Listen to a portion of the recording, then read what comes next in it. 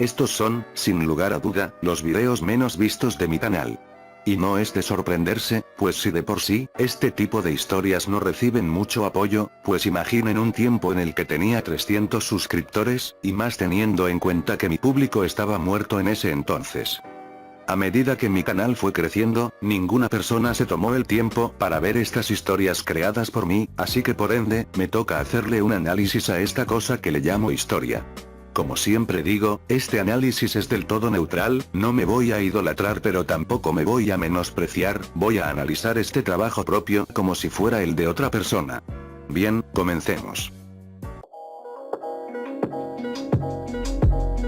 El episodio 1, nos explica el cómo nuestra protagonista Lara, se muda a Quintana Roo, por motivos de mala vivienda y esas cosas. Pero por alguna extraña razón, ella comienza a sentirse observada. Su paranoia llega a tal punto en el que sueña pesadillas. Pero mientras tanto, conoce a una supuesta amiga, la cual la termina induciendo a tomar alcohol al final del episodio. Ah, y aquí nos hablan de un ex compañero llamado Rodrigo, el cual acosa a las compañeras, lo que puede ser una causa probable de las sensaciones de nuestra protagonista.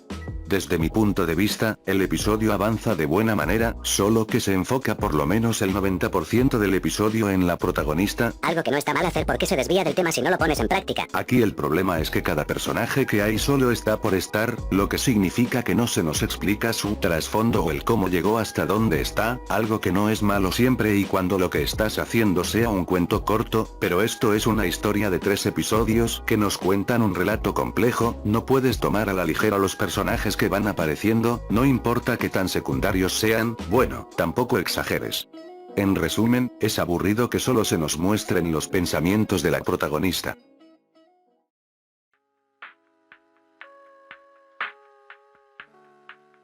El episodio 2, nos cuenta cómo la protagonista lidia con sus traumas provocados por su supuesta amiga, y a la vez conoce a una nueva y verdadera compañera. Y un giro muy repentino que sucede en la historia, es que Lara conoce finalmente a Rodrigo, ya que este mismo se hizo pasar por estudiante para poder violar a nuestra puta protagonista jas. Todo eso acompañado por la historia de cómo entró a la escuela y todos los problemas que tuvo. Al final, nuestra joven protagonista descubre el cadáver de su ex amiga en estado de descomposición, algo que indicó que Rodrigo la asesinó. Qué bonita es la vida. Al final de la historia nuestro personaje logra escapar, aunque siendo violada por ese pendejo. Y algo que me pregunto es, ¿por qué Lara no quedó embarazada por tremenda follada que le dio ese drogadicto? A ver. El primer problema que tengo con este capítulo, son sus huecos argumentales tan insultantes. En primera, ¿cómo chingados un drogadicto pudo entrar a una preparatoria así de la nada y sin sus padres? Si la preparatoria permite este tipo de cosas, entonces su sistema educativo está de la verga. En segunda, el villano, también llamado Rodrigo, no tiene ni una puta intención para justificar las mamadas que hizo, lo único que dice es, si yo no soy feliz, el mundo no merece serlo. Wow, qué originalidad tan originalmente original. Si ese es el caso, ¿por qué decidió violar a una adolescente que ya de por sí se estaba hundiendo en depresión, y a mí me hablas de felicidad? Vete a tomar por culo. Pero claro, como el creador de esta cosa, o sea yo, odia a Lara, pues la hace sufrir injustificadamente. Recuerden, nunca hagan sufrir a un personaje a menos que la historia lo requiera o dicho personaje lo merezca, ya que de lo contrario tu historia será forzada en ese aspecto. Y por último, ¿cómo chingados Lara no quedó embarazada si ese pendejo la folló sin protección? O sea, no solo el antagonista está drogado, también el autor de esta cosa.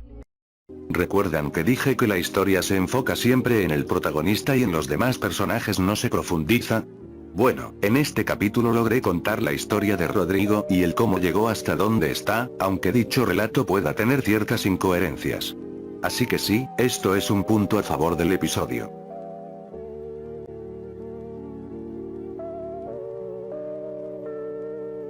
Y por último, el episodio 3. ¿Quieren saber la razón del por qué nunca subí ese episodio?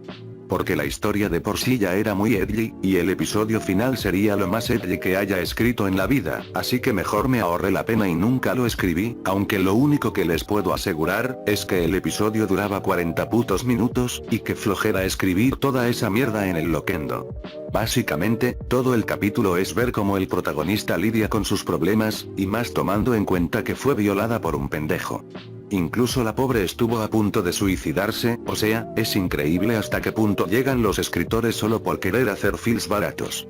Miren, no es malo usar el suicidio en la escritura, siempre y cuando se desarrolle bien, aunque ahora que lo pienso, el personaje sí tenía motivos para hacerlo, pero de nuevo, su sufrimiento está injustificado.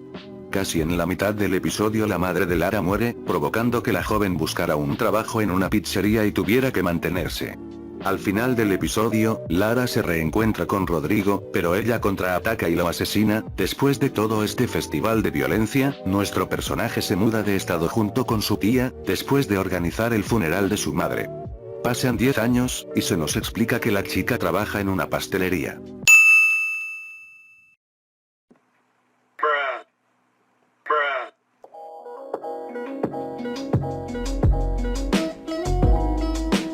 Como conclusión final, la historia está pésimamente desarrollada, y digo esto en cuanto al desarrollo de personaje, nadie aprende nada, y la protagonista debe sufrir porque sí.